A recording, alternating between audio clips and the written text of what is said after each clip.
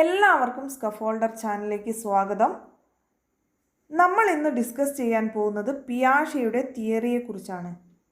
കേട്ടറ്റ്, set, സീടെറ്റ്, HSA പോലുള്ള ഏത് competitive exam എടുത്തു നോക്കിയാലും പിയാഷെയുടെ തിയറിയിൽ നിന്നൊരു ക്വസ്റ്റ്യൻ ഉറപ്പായിട്ടും നമുക്ക് കാണാൻ കഴിയും. അത്രത്തോളം ഇമ്പോർട്ടൻ്റ് ആണ് എഡ്യൂക്കേഷണൽ സൈക്കോളജിയിൽ പിയാഷെയുടെ തിയറി. ജീൻ പിയാഷെ ഒരു സ്വിറ്റ്സർലാൻഡുകാരനായിരുന്നു. സ്വിസ് ബയോളജിസ്റ്റ് ആൻഡ് സൈക്കോളജിസ്റ്റാണ്. Being a biologist, he knew the importance of environment and process of adaptation. ഒരു ബയോളജിസ്റ്റ് എന്ന നിലയിൽ പരിസ്ഥിതിയുടെ പ്രാധാന്യവും പൊരുത്തപ്പെടൽ പ്രക്രിയയും അദ്ദേഹത്തിന് അറിയാമായിരുന്നു. പ്രോസസ് ഓഫ് അഡാപ്റ്റേഷൻ എന്ന വേർഡ് ഓർത്തു വയ്ക്കുക, ഇമ്പോർട്ടൻ്റ് ആണ്. His theory is commonly known as genetic epistemology. അദ്ദേഹത്തിൻ്റെ തിയറിയെ പൊതുവെ അറിയപ്പെട്ടിരുന്നത് ജെനറ്റിക് എപ്പിസ്റ്റമോളജി എന്നാണ്. He is also known as the father of child psychology. Father of child psychology ആരാണ്? ജീൻ പിയാഷെ. പിയാഷെയുടെ തിയറി ഒരു കോഗ്നിറ്റീവ് തിയറിയാണ്. കോഗ്നിറ്റീവ് കൺസ്ട്രക്റ്റിവിസം എന്നുകൂടി പറയും. കൺസ്ട്രക്റ്റിവിസം രണ്ട് തരത്തിലുണ്ട്. ഒന്ന് കോഗ്നിറ്റീവ് കൺസ്ട്രക്റ്റിവിസവും രണ്ടാമത്തത് സോഷ്യൽ കൺസ്ട്രക്റ്റിവിസവും. സോഷ്യൽ കൺസ്ട്രക്റ്റിവിസത്തിൻ്റെ ആളാരാണ്? വൈഗോട്സ്കി. എല്ലാവർക്കും അറിയുന്നതാണ് വൈഗോട്സ്കി. തിയറി ഓഫ് കോഗ്നിറ്റീവ് ഡെവലപ്മെൻറ്റിൻ്റെ മറ്റൊരു പേരാണ് theory of intellectual development. Theory of cognitive development അല്ലെങ്കിൽ വൈജ്ഞാനിക വികസന സിദ്ധാന്തം അല്ലെങ്കിൽ ബുദ്ധി വികസന സിദ്ധാന്തം. ഇതൊരു ലൈഫ് ലോങ് പ്രോസസ്സാണ്. ഈ തിയറിയിൽ പറയുന്ന ഓരോ കാര്യങ്ങളും ജനനം മുതൽ ലൈഫ് ലോങ് ആയിട്ട് നടന്നുകൊണ്ടിരിക്കുന്നതാണ്. ഓരോ ഡെവലപ്മെൻറ്റും ലൈഫ് ലോങ് ആയിട്ട് നടന്നുകൊണ്ടിരിക്കുന്നതാണ്. ഇനി നമ്മൾ ഈ ഒരു പിയാഷെയുടെ തിയറിയിൽ നമ്മൾ എന്തെല്ലാമാണ് ഡിസ്കസ് ചെയ്യുന്നത് നോക്കാം. പിയാഷെയുടെ തിയറിയെ 3 കമ്പണൻസ് ആയിട്ട് നമുക്ക് തിരിക്കാം. ഒന്ന് cognitive structure, cognitive functioning, cognitive development. Cognitive സ്ട്രക്ചറിൽ വരുന്നതാണ് സ്കീമ. കോഗ്നിറ്റീവ് ഫങ്ഷനിങ്ങിൽ വരുന്നതാണ് assimilation, accommodation, equilibration. Cognitive developmental സ്റ്റേജസിൽ വരുന്നതാണ് sensory motor stage, pre operational stage, concrete operational stage, formal operational stage. പിന്നെ നമ്മൾ ഇതിൽ പഠിക്കുന്നത് എഡ്യൂക്കേഷണൽ ഇംപ്ലിക്കേഷൻസ്. ഈ വീഡിയോയിൽ നമ്മൾ ഡിസ്കസ് ചെയ്യുന്നത് കോഗ്നിറ്റീവ് സ്ട്രക്ചറും കോഗ്നിറ്റീവ് ഫങ്ഷനിങ്ങുമാണ്. അടുത്ത വീഡിയോയിൽ കോഗ്നിറ്റീവ് ഡെവലപ്മെൻറ്റൽ സ്റ്റേജസും അതേപോലെ എഡ്യൂക്കേഷണൽ ഇംപ്ലിക്കേഷൻസും എക്സ്പ്ലെയിൻ ചെയ്യും.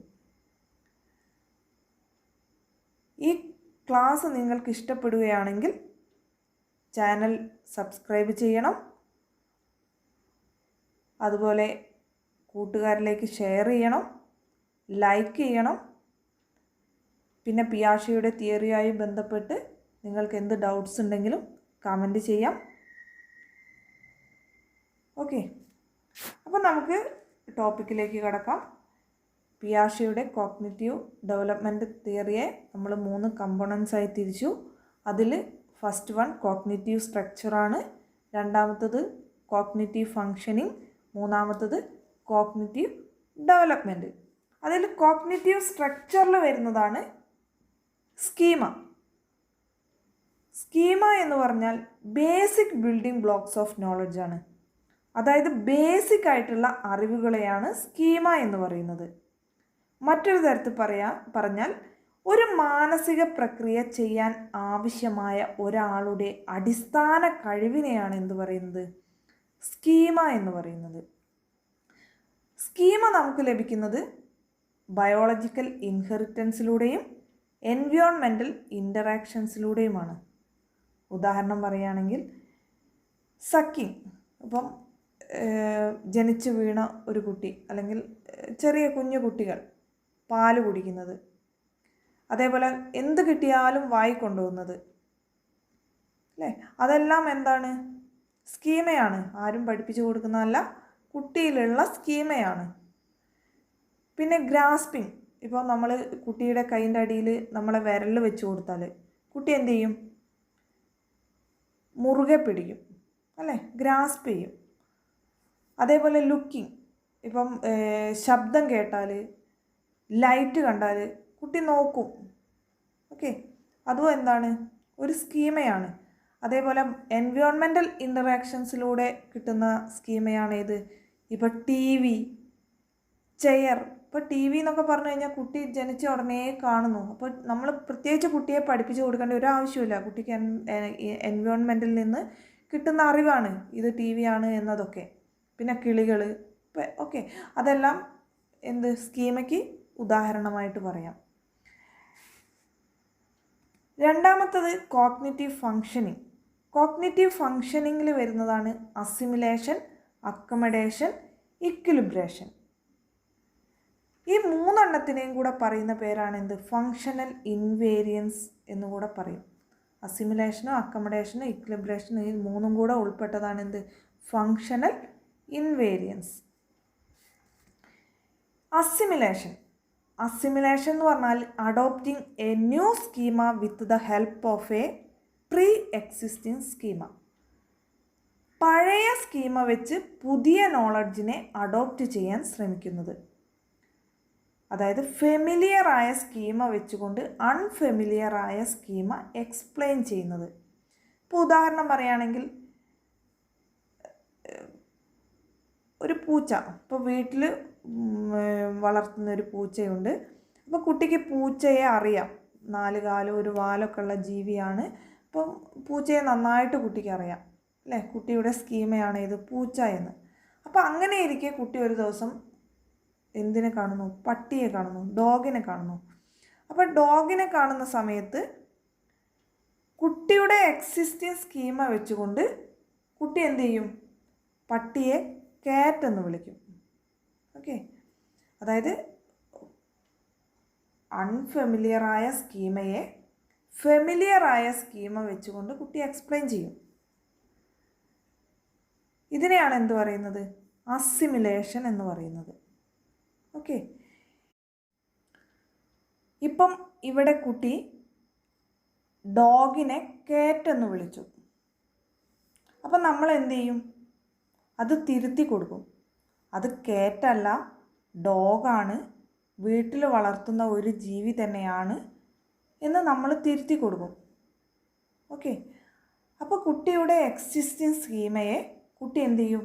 മോഡിഫൈ ചെയ്യും, എന്നിട്ട് അത് ആക്സെപ്റ്റ് ചെയ്യും. അതിനെയാണ് എന്ത് പറയുന്നത്? അക്കമഡേഷൻ എന്ന് പറയുന്നത്.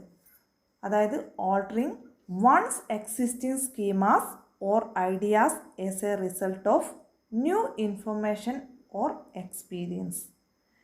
പുതിയ വിവരങ്ങളുടെ അല്ലെങ്കിൽ അനുഭവത്തിൻ്റെ ഫലമായി ഒരാളുടെ നിലവിലുള്ള സ്കീമകളോ ആശയങ്ങളോ മാറ്റുന്നു. അതാണെന്ത്? അക്കമഡേഷൻ. അതായത് പുതിയ അറിവിനെ അക്കമഡേറ്റ് ചെയ്യുന്നു. ഓക്കെ, അപ്പോൾ അസിമിലേഷനും അക്കമഡേഷനും ക്ലിയറായി എന്ന് വിചാരിക്കുന്നു. ഒന്നുകൂടെ ഒരു എക്സാമ്പിൾ കൂടെ പറഞ്ഞു തരാം. ഇപ്പോൾ കുട്ടിയുടെ എക്സിസ്റ്റിംഗ് സ്കീമയാണ് ബേഡ് എന്ന് പറയുന്നത്. അപ്പോൾ കുട്ടി എയ്റോപ്ലെയിൻ കാണുന്നു. എയ്റോപ്ലെയിൻ കാണുന്ന സമയത്ത് കുട്ടിയുടെ എക്സിസ്റ്റിംഗ് സ്കീമ വെച്ചുകൊണ്ട് കുട്ടി എയ്റോപ്ലെയിനെ എന്ത് വിളിക്കുന്നു? ബേഡ് എന്ന് വിളിക്കുന്നു. അതാണ് എന്ത്? അസിമിലേഷൻ. അപ്പോൾ കുട്ടിയുടെ അമ്മ എന്ത് ചെയ്യുന്നു? അത് എയ്റോപ്ലെയിനാണ്, പീപ്പിൾ ട്രാവൽ ചെയ്യുന്നതാണ്, ഒരു നോൺ ലിവിങ് തിങ് ആണെന്ന് പറഞ്ഞു കൊടുക്കുന്നു, പറഞ്ഞ് മനസ്സിലാക്കി കൊടുക്കുന്നു. അപ്പോൾ പുതിയ സ്കീമയുടെ സഹായത്തോടെ കുട്ടി ബേർഡും എയ്റോപ്ലെയിനും തമ്മിലുള്ള വ്യത്യാസം മനസ്സിലാക്കി ഇപ്പം ഒരു എയ്റോപ്ലെയിൻ കണ്ടു കഴിഞ്ഞാൽ അത് എയ്റോപ്ലെയിൻ ആണ് എന്ന് തിരിച്ചറിയാൻ പാകത്തിൽ അവൻ മാറുന്നു. അതിനെയാണ് എന്ത് പറയുന്നത്? അക്കമഡേഷൻ എന്ന് പറയുന്നത്. അപ്പോൾ ക്ലിയർ ആയെന്ന് വിചാരിക്കുന്നു. അസിമിലേഷനും അക്കമഡേഷനും ക്ലിയർ ആയെന്ന് വിചാരിക്കുന്നു. അടുത്തത് ഇക്വിലിബ്രേഷൻ. ഇക്വിലിബ്രേഷൻ എന്ന് പറയുന്നത് a balance between applying previous knowledge and changing behaviour to account for new knowledge. അതായത് പ്രീവിയസ് നോളജ് അപ്ലൈ ചെയ്യുന്നതും ബിഹേവിയർ ചേഞ്ച് ചെയ്യുന്നതും തമ്മിലുള്ള ഒരു ബാലൻസ്. പ്രീവിയസ് നോളജ് അപ്ലൈ ചെയ്യുക എന്ന് പറഞ്ഞാൽ അസിമിലേഷൻ, എല്ലാം സ്മൂത്തായി പോകുന്നത് അസിമിലേഷൻ. നമ്മൾ ന്യൂ നോളജ് ആക്സെപ്റ്റ് ചെയ്യുക, മോഡിഫൈ ചെയ്ത് നമ്മൾ അതിനെ സ്വീകരിക്കുന്നതാണ് എന്ത്? അക്കമഡേഷൻ. ന്യൂ അസിമിലേഷനും അക്കമഡേഷനും തമ്മിലുള്ള ഒരു ബാലൻസിങ് ആണ് എന്ത്? ഇക്വിലിബ്രേഷൻ. അപ്പോൾ ഇക്വിലിബ്രേഷൻ നമ്മൾ പഠിക്കുന്ന സമയത്ത് നമ്മൾ 2 വേർഡ് ഓർത്ത് വെക്കണം. ഒന്ന് ഇക്വിലിബ്രിയവും രണ്ടാമത്തത് ഡിസിക്വിലിബ്രിയവും. ഇക്വിലിബ്രിയം എന്ന് പറഞ്ഞാൽ ഇപ്പം കുട്ടിയുടെ അറിവ് വെച്ചുകൊണ്ട്, നിലവിലുള്ള സ്കീമ വെച്ചുകൊണ്ട് എല്ലാം സ്മൂത്തായിട്ട് പോയിക്കൊണ്ടിരിക്കുന്നു, എല്ലാം കുട്ടിക്ക് അറിയുന്നു. അവിടെ അതാണ് എന്ത്? ഇക്വിലിബ്രിയം. അങ്ങനെ ഇരിക്കെ ഒരു ന്യൂ സിറ്റുവേഷൻ വരുന്നു. ന്യൂ സിറ്റുവേഷൻ വരുമ്പോൾ ഇപ്പം നമ്മൾ നേരത്തെ പറഞ്ഞ ഒരു എക്സാമ്പിൾ, ഡോഗിനെ കാണുന്നു. കാറ്റ് എന്ന് പറയുന്ന കുട്ടിയുടെ എക്സിസ്റ്റിംഗ് സ്കീമയിൽ ഡോഗ് എന്ന് പറയുന്ന ഒരു ന്യൂ സിറ്റുവേഷൻ കടന്നു വരികയാണ്. അപ്പോൾ കുട്ടിയിലൊരു കൺഫ്യൂഷൻ ഉണ്ടാവുന്നു. ഇത് കാറ്റാണോ, എന്തെങ്കിലും വ്യത്യാസമുണ്ടോ എന്ന ഒരു കൺഫ്യൂഷൻ വരുന്നു. അതായത് ഒരു ഡിസിക്വിലിബ്രിയം ഫോം ചെയ്യുന്നു, അസന്തുലിതാവസ്ഥ. ഓക്കെ, അപ്പോൾ ആ ഡിസിക്വിലിബ്രിയത്തിൽ നിന്ന് വീണ്ടും നമ്മളത് തിരുത്തി, അത് കാറ്റല്ല, അത് ഡോഗ് തന്നെയാണ്, അതിൻ്റെ കാര്യങ്ങളെല്ലാം പറഞ്ഞു കൊടുത്ത് കുട്ടി അത് അക്കമഡേറ്റ് ചെയ്യുന്നു. അപ്പോൾ വീണ്ടും എന്തിലേക്ക് പോകുന്നു? ഒരു ഇക്വിലിബ്രിയത്തിലേക്ക് പോകുന്നു. ഈ ഒരു പ്രോസസ്സിനെയാണ് നമ്മൾ എന്ത് പറയുന്നത്? ഇക്വിലിബ്രേഷൻ എന്ന് പറയുന്നത്. ഓക്കെ, ക്ലിയർ ആയി എന്ന് വിചാരിക്കുന്നു. ക്ലാസ് ഇഷ്ടപ്പെട്ടിട്ടുണ്ടെങ്കിൽ സബ്സ്ക്രൈബ് ചെയ്യുക, കമൻറ്റ് ചെയ്യുക, ലൈക്ക് ചെയ്യുക, ഷെയർ ചെയ്യുക. അപ്പോൾ അടുത്ത വീഡിയോ ആയിട്ട് നമ്മൾ ഉടനെ വരുന്നതായിരിക്കും. അപ്പോൾ എല്ലാവർക്കും താങ്ക്സ്.